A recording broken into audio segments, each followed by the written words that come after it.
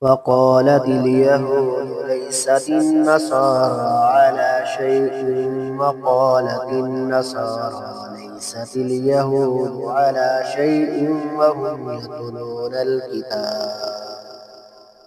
كذلك قال الذين لا يعلمون مثل قولهم فالله يحكم بينهم يوم القيامة فيما كانوا فيه يختلفون ومن أظلم ممن منع مساجد الله أن يذكر فيها اسمه وسعى في خرابها أولئك ما كان لهم أن يدخلوها إلا خائفين لهم في الدنيا خزي ولهم في الآخرة عذاب عظيم ولله المشرق والمغرب فأينما تولوا فثم وجه الله إن الله واسع عليم وقالوا اتخذ الله ولدا سبحانه بل له ما في السماوات والأرض كل له قانتون بديع السماوات والأرض وإذا قضى أمرا فإنما يقول له كن فيكون فقال الذين لا يعلمون لولا يكلمنا الله أو تأتينا آية كذلك قال الذين من قبلهم مثل قولهم تشابهت قلوبهم قد بينا الآيات لقوم يوقنون إنا أرسلناك بالحق بشيرا ونذيرا ولا تسأل عن أصحاب الجحيم ولن ترضى عنك اليهود ولا النصارى حتى تتبع ملتهم قل إن هدى الله هو الهدى ولئن اتبعت أهواءهم بعد الذي جاءك من العلم ما لك من الله من ولي ولا نصير الذين آتيناهم الكتاب يتلونه حق تلاوته أولئك يؤمنون به ومن يكفر به فأولئك هم الخاسرون يا بني إسرائيل اذكروا نعمتي التي أنعمت عليكم وأني فضلتكم على العالمين واتقوا يوما لا تجزي نفس عن نفس شيئا ولا يقبل منها عدل ولا تنفعها شفاعة ولا هم ينصرون وإذ ابتلى إبراهيم ربه بكلمات فأتمهن قال إني جاعلك للناس إماما قال ومن ذريتي قال لا ينال عهد الظالمين وإذ جعلنا البيت مثابة للناس وأمنا واتخذوا من مقام إبراهيم مصلى وعهدنا إلى إبراهيم وإسماعيل أن طهر بيتي للطائفين والعاكفين والركع السجود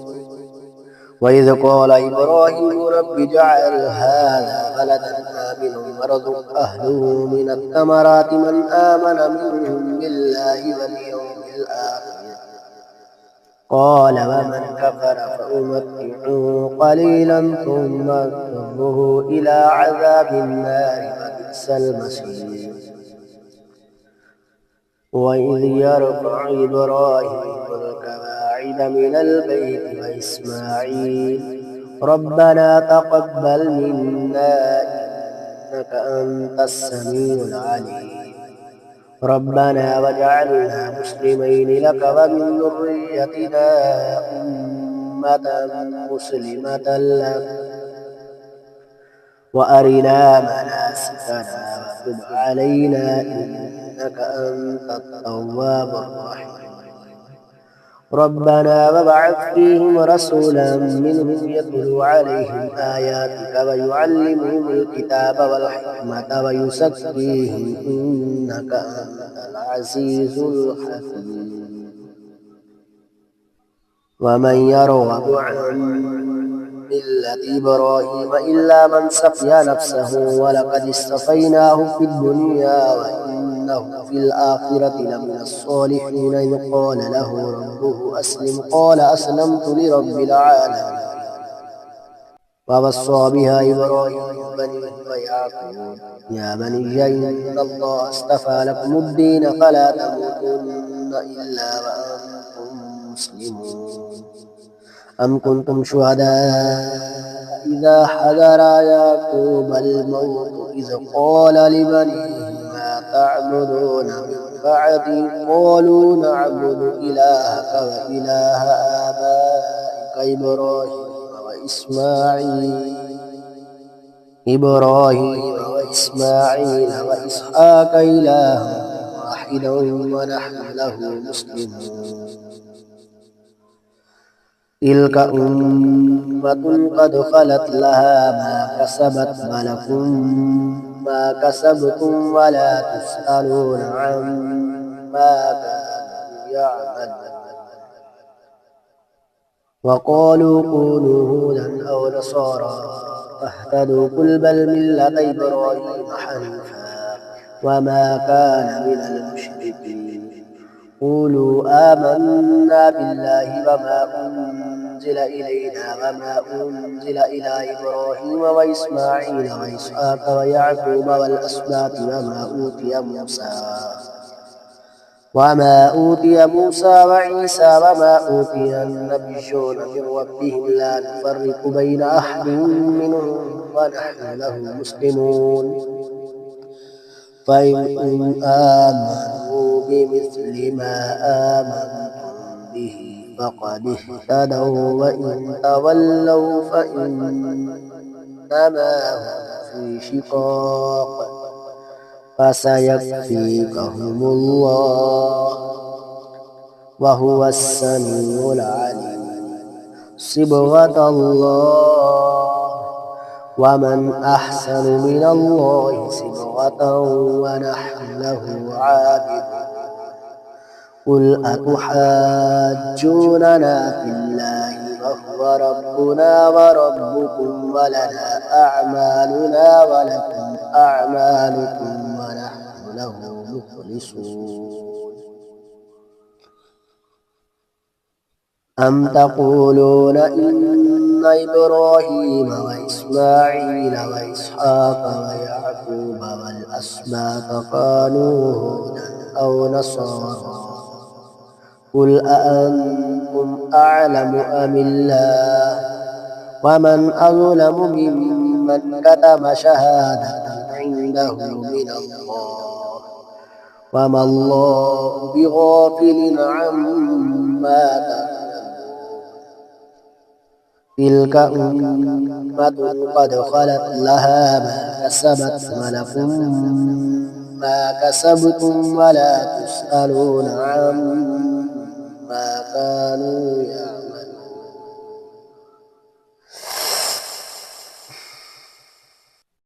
سيقول السفهاء من الناس ما ولاهم عن قبلتهم التي كانوا عليها قل لله المشرق والمغرب يهدي من يشاء إلى صراط مستقيم وكذلك جعلناكم أمة وسطا لتكونوا شهداء على الناس ويكون الرسول عليكم شهيدا وما جعلنا القبلة التي كنت عليها إلا لنعلم من يتبع الرسول ممن ينقلب على عقبيه وإن كانت لكبيرة إلا على الذين هدى الله وما كان الله ليضيع إيمانكم إن الله بالناس لرءوف رحيم قد نرى تقلب وجهك في السماء فلنولينك قبلة ترضاها فول وجهك شطر المسجد الحرام وحيث ما كنتم فولوا وجوهكم شطرة وإن الذين أوتوا الكتاب ليعلمون أنه الحق من ربهم وما الله بغافل عما يعملون. ولئن أتيت الذين أوتوا الكتاب بكل آيات ما تبعوا قبلتك وما أنت بتابع قبلتهم وما بعضهم بتابع قبلة بعض ولئن اتبعت أهواءهم من بعد ما جاءك من العلم إنك إذا لمن الظالمين. الذين آتيناهم الكتاب يعرفونه كما يعرفون أبناءهم وإن فريقا منهم ليكتمون الحق وهم يعلمون. الحق من ربك فلا تكونن من الممترين ولكل وجهة هو موليها فاستبقوا الخيرات أينما تكونوا يأت بكم الله جميعا إن الله على كل شيء قدير. ومن حيث خرجت فول وجهك شطر المسجد الحرام وإنه للحق من ربك وما الله بغافل عما تعملون. ومن حيث خرجت فول وجهك شطر المسجد الحرام وحيث ما كنتم فولوا وجوهكم شطره لئلا يكون للناس عليكم حجة إلا الذين ظلموا منهم فلا تخشوهم واخشوني ولأتم نعمتي عليكم ولعلكم تهتدون. كما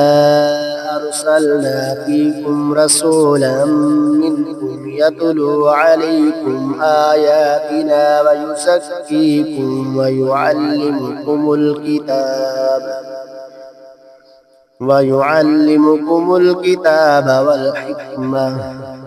والحكمة ويعلمكم ما لم تكونوا تعلمون. فاذكروني أذكركم واشكروا لي ولا تكفرون. يا أيها الذين آمنوا استعينوا بالصبر والصلاة إن الله مع الصابرين. ولا تقولوا لمن يقتل في سبيل الله أموات بل أحياء ولكن لا تشعرون. ولنبلونكم بشيء من الخوف والجوع ونقص من الأموال والأنفس والثمرات وبشر الصابرين الذين إذا أصابتهم مصيبة قالوا إنا لله وإنا إليه راجعون. أولئك عليهم صلوات من ربهم ورحمة وأولئك هم المهتدون. إن الصفا والمروة من شعائر الله فمن حج البيت أو اعتمر فلا جناح عليه أن يطوف بهما ومن تطوع خيرا فإن الله شاكر عليم. إن الذين يكتمون ما أنزلنا من البينات والهدى من بعد ما بيناه للناس في الكتاب أولئك يلعنهم الله ويلعنهم اللاعنون إلا الذين تابوا وأصلحوا وبينوا فأولئك أتوب عليهم وأنا التواب الرحيم. إن الذين كفروا وماتوا وهم كفار أولئك عليهم لعنة الله والملائكة والناس أجمعين خالدين فيها لا يخفف عنهم العذاب ولا هم ينذرون وإلهكم إله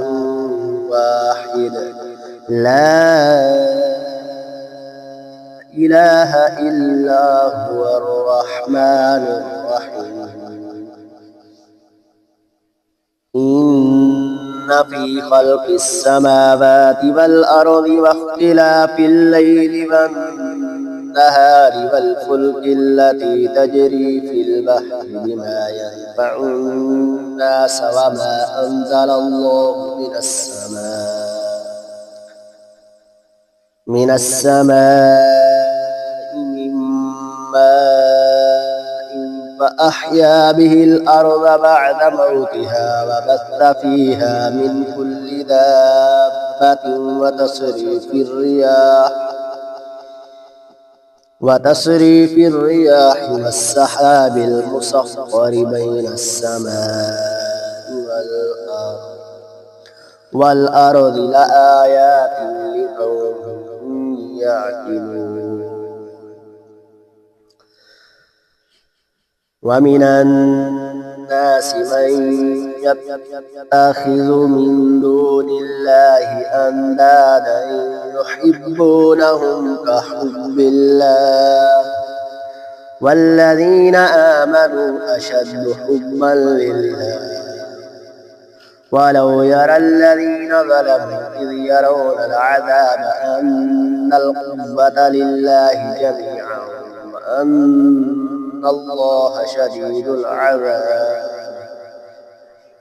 إذ تبرأ الذين اتبعوا من الذين اتبعوا ورأوا العذاب وتقطعت بهم الأسباب فقال الذين اتبعوا لو أن لنا كرة فنتبرأ منهم كما تبرأوا منا كذلك يريهم الله أعمالهم حسرات عليهم وما هم بخارجين من النار. يا أيها الناس كلوا مما في الأرض حلالا طيبا ولا تتبعوا خطوات الشيطان إنه لكم عدو مبين.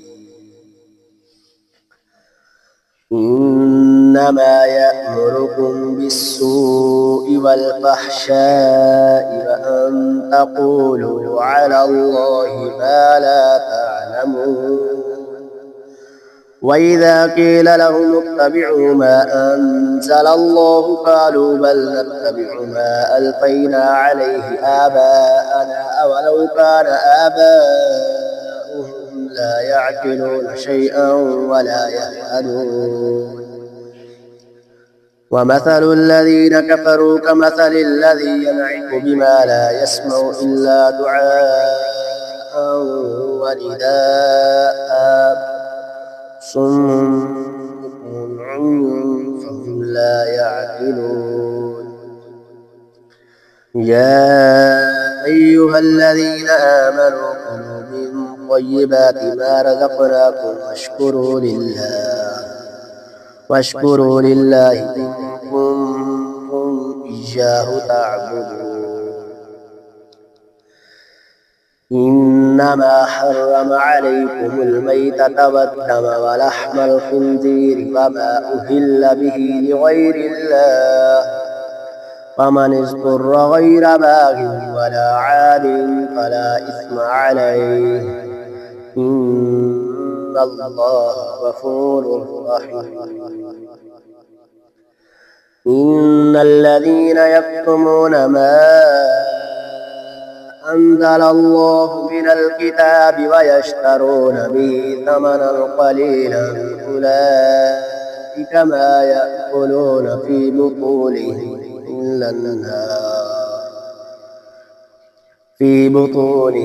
إلا النار ولا يكلمهم الله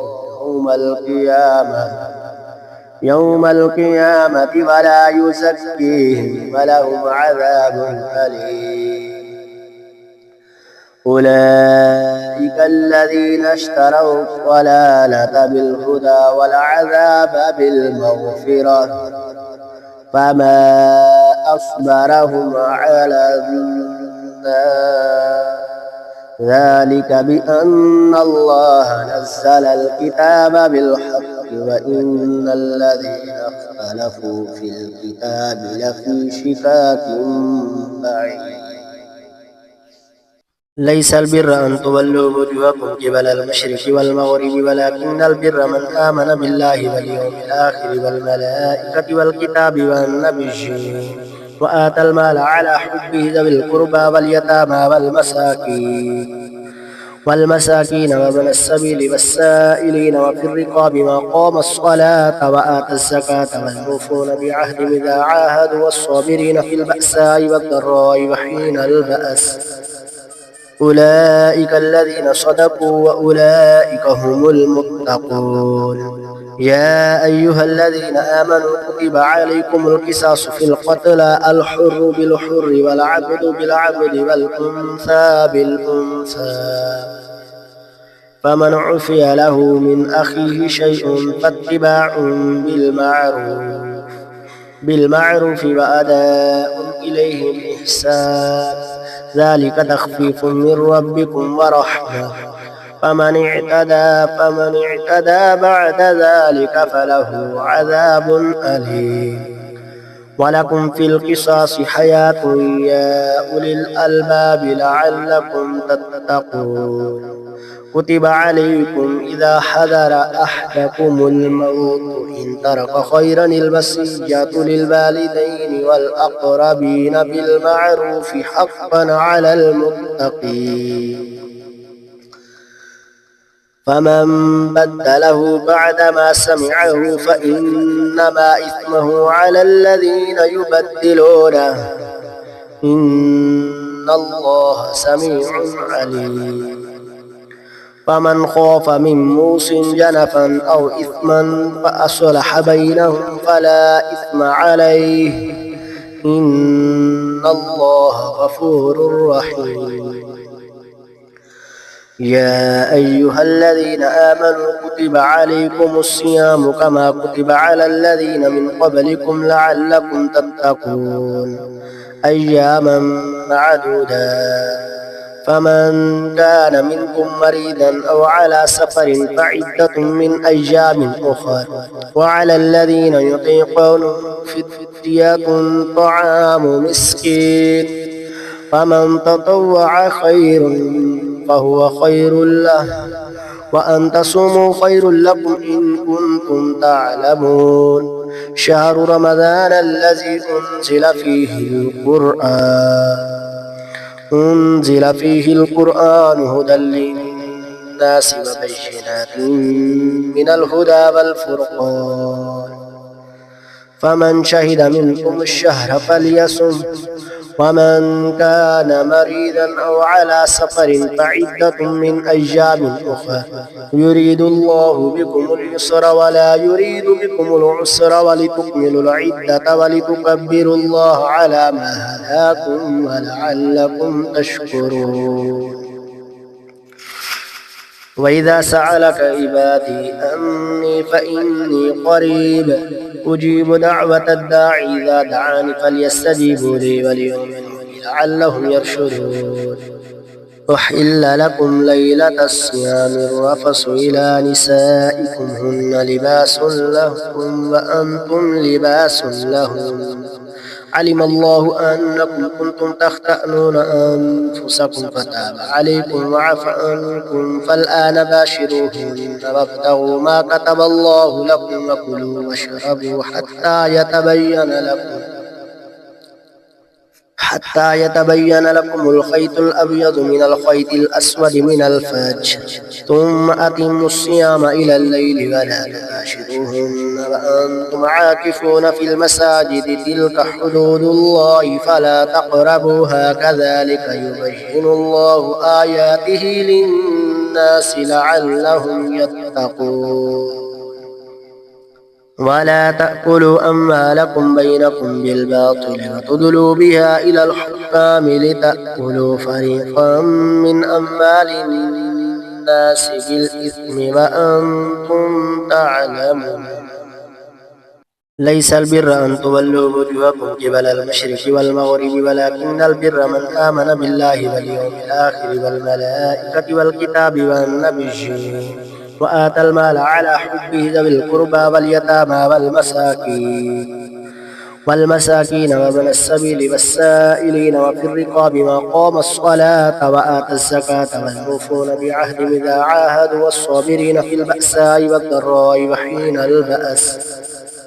أولئك الذين صدقوا وأولئك هم المتقون يا أيها الذين آمنوا كتب عليكم القصاص في القتلى الحر بالحر والعبد بالعبد والأنثى بالأنثى فمن عفي له من أخيه شيء فاتباع بالمعروف وأداء إليه بإحسان ذلك تخفيف من ربكم ورحمة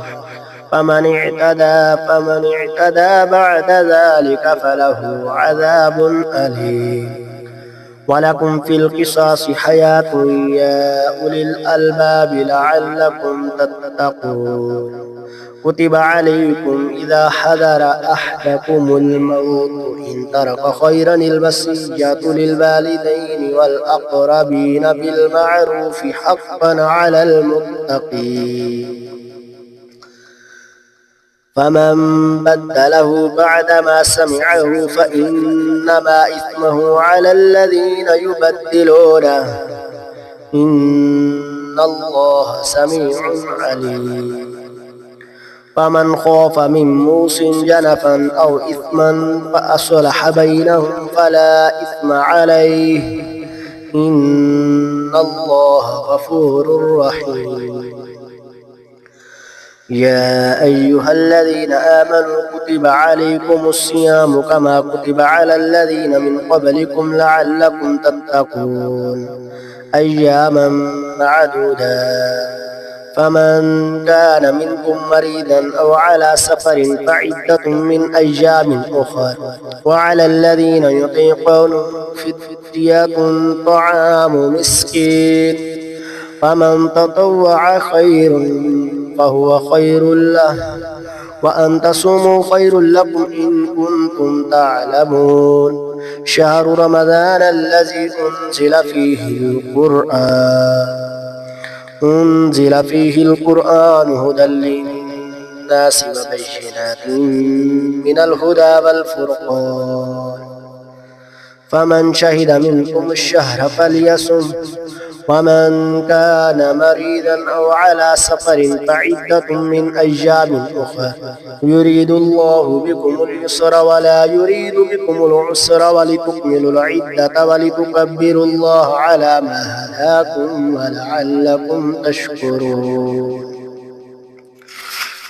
وإذا سألك عبادي أني فإني قريب أجيب دعوة الداعي إذا دعاني فليستجيبوا لي وليؤمنوا بي لعلهم يرشدون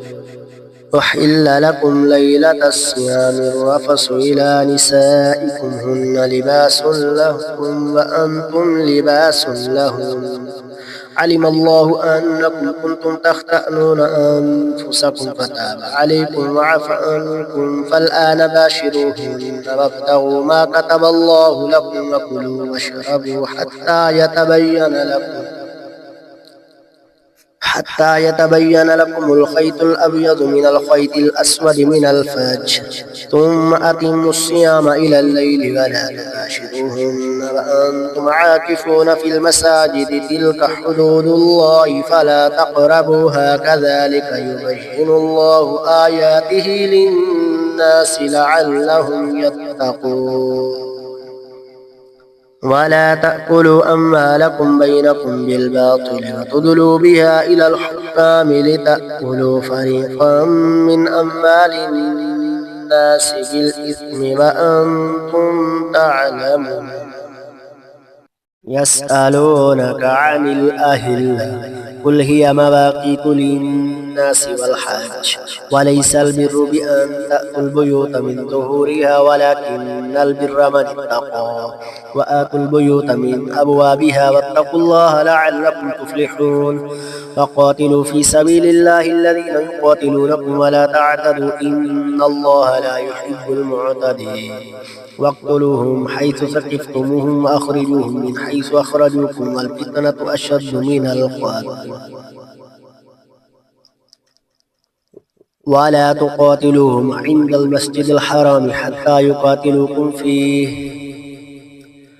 فإن قاتلوكم فاقتلوهم كذلك جزاء الكافرين فإن انتهوا فإن الله غفور رحيم فقاتلوهم حتى لا تكون فتنة ويكون الدين لله فإن انتهوا فلا عدوان إلا على الظالمين الشهر الحرام بالشهر الحرام والحرمات قصاص فمن اعتدى عليكم فاعتدوا عليه بمثل ما اعتدى عليكم واتقوا الله واعلموا أن الله مع المتقين وأنفقوا في سبيل الله ولا تلقوا بأيديكم إلى التهلكة وأحسنوا إن الله يحب المحسنين وأتموا الحج والعمرة لله